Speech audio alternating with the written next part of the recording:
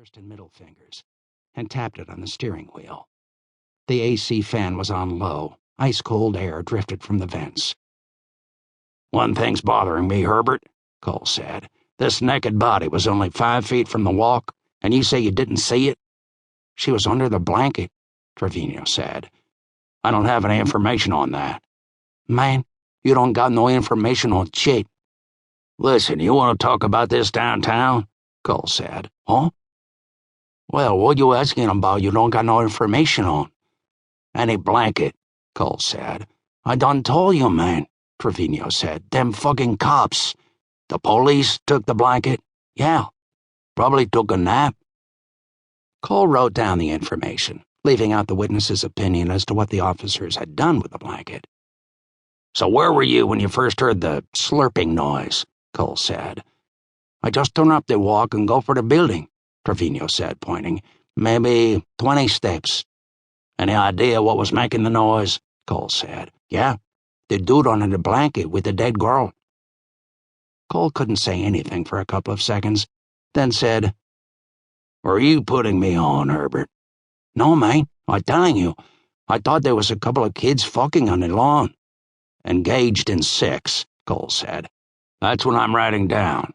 "Yeah, okay. I go over and I say to the blanket, 'Hey, you can't do that shit around here.' That when the dude jump up and run off." "Jesus Christ, you saw somebody?" "I told you, man, them fucking cops, they don't listen," Trevino said. "Well, what did he look like?" Cole said. "I can't tell.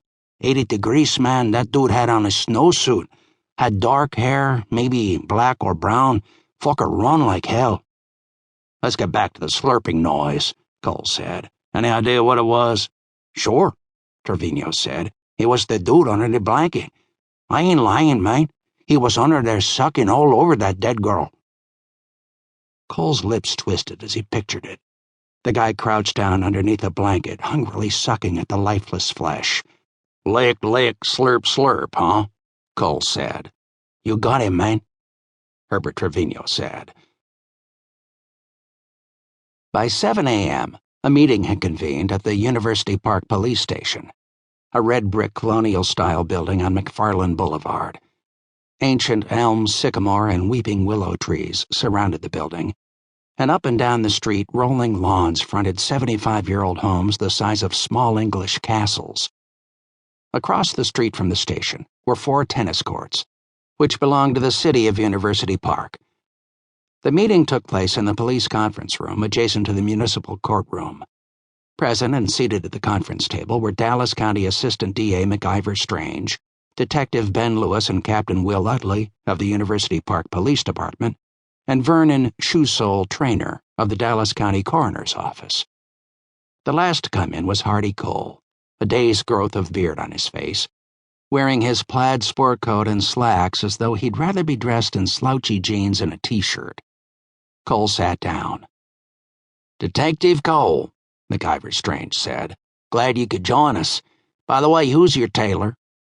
He was wearing a pressed navy suit, a white shirt with a starched collar, was round and soft like a formal penguin.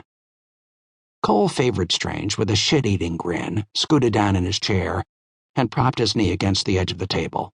"Hi, Mac," Cole said. "Early, ain't it?" The 2 University Park cops exchanged glances. Captain Utley kept his gaze on the table as he said, "We haven't talked to any newspaper people. We have to ask you, before you do check with us, huh?" Captain Utley was tall and thin, and also wore a navy suit. He had short brown hair, neatly trimmed, with a hint of gray in his sideburns, and wore thick bifocals encased in dark plastic frames. Cole's chin lifted slightly, then dropped.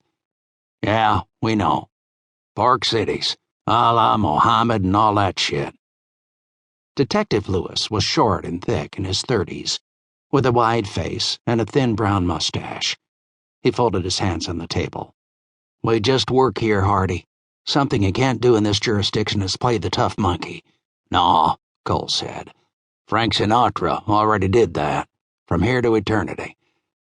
Well, I don't work here, and what I'm interested in doing is busting one sick son of a bitch. If we got to use the papers, these uppity folks out here are just going to have to lump it."